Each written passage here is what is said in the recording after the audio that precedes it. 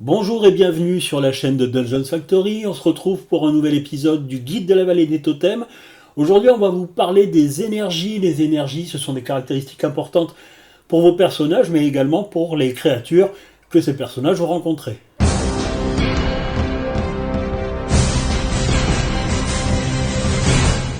Alors, que sont les énergies? Les énergies, ce sont des caractéristiques. Leur score provient directement des totems de vos personnages. Fidèle à la fameuse loi des 4 du système de jeu de rôle de Dungeons Factory FIT, les énergies sont au nombre, vous l'aurez deviné, de 4. Ce sont respectivement la résistance, le choc, le lien et l'essence.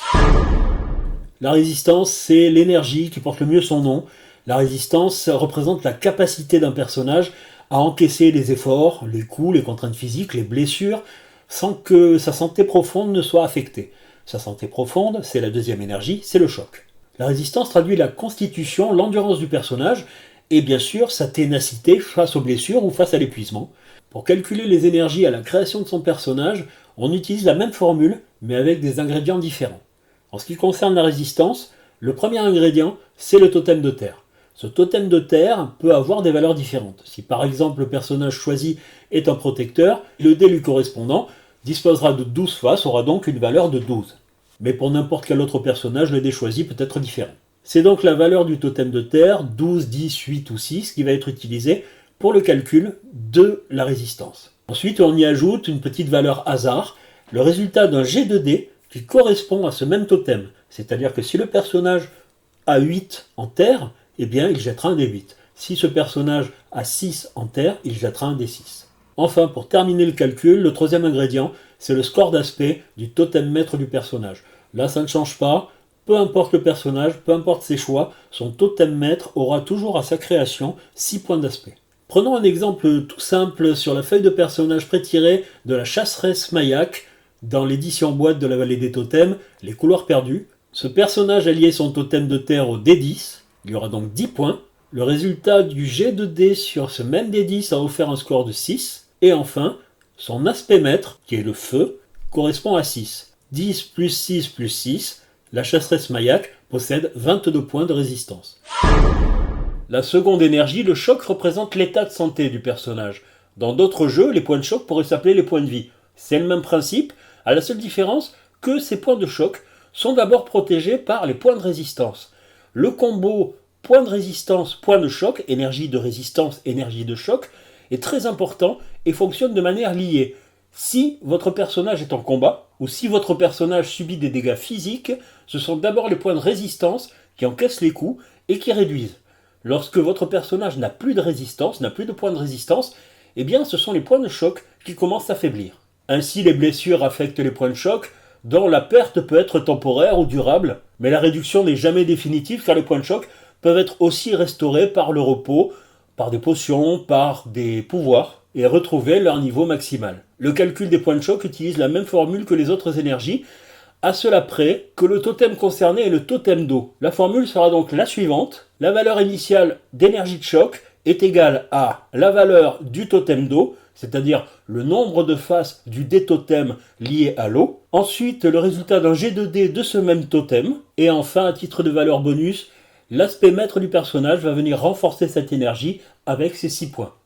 À titre d'exemple, prenons le cas de Bawak, notre guérisseur, qui possède les caractéristiques suivantes. Son totem d'eau est lié au D12, c'est normal, il est guérisseur. Il va ajouter à 12 le résultat du lancer de ce même totem, et malheureusement il obtient 2, mais il bénéficie en plus de l'aspect maître de son totem, 6. Il dispose donc de 20 points de choc.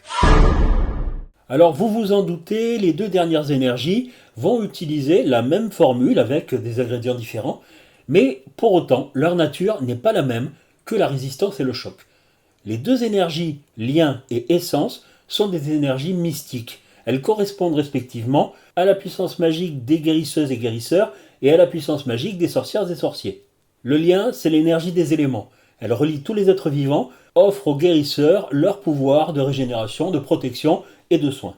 Ainsi, selon le même procédé, le calcul de la valeur de l'énergie de lien équivaut à la somme de la valeur du totem d'eau, c'est-à-dire 12, 10, 8 ou 6 selon le dé totem du personnage. Ensuite, le résultat d'un jet de dés qui correspond à ce même totem d'eau. Et pour finir, le score d'aspect du totem maître du personnage, qui lui est un bonus qui ne varie pas, on l'a déjà vu, il est égal à 6.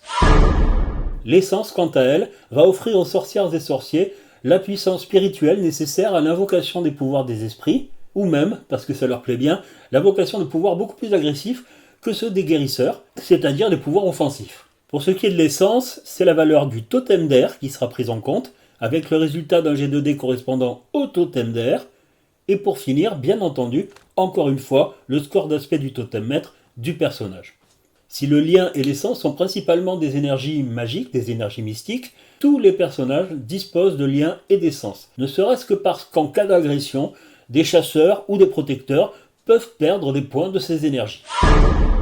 Alors oui, on vous a presque tout dit, mais on ne dit pas tout. D'abord parce qu'il faudrait beaucoup de temps pour couvrir la totalité des règles de la vallée des totems, mais surtout parce qu'on répond à des questions et qu'on aborde les petits points de règles spécifiques. Ce petit résumé étant fait, on sera très content de revenir vous expliquer d'autres points de règles du jeu La Vallée des Totems, qui existe, on vous le rappelle, en version boîte pour ceux qui aiment bien les choses simples et les décors, et qui vient de sortir en édition livre A4, 240 pages, c'est vrai, c'est conséquent, mais ça nous permettra de revenir ici même, vous retrouver pour d'autres points de règles du guide de la Vallée des Totems.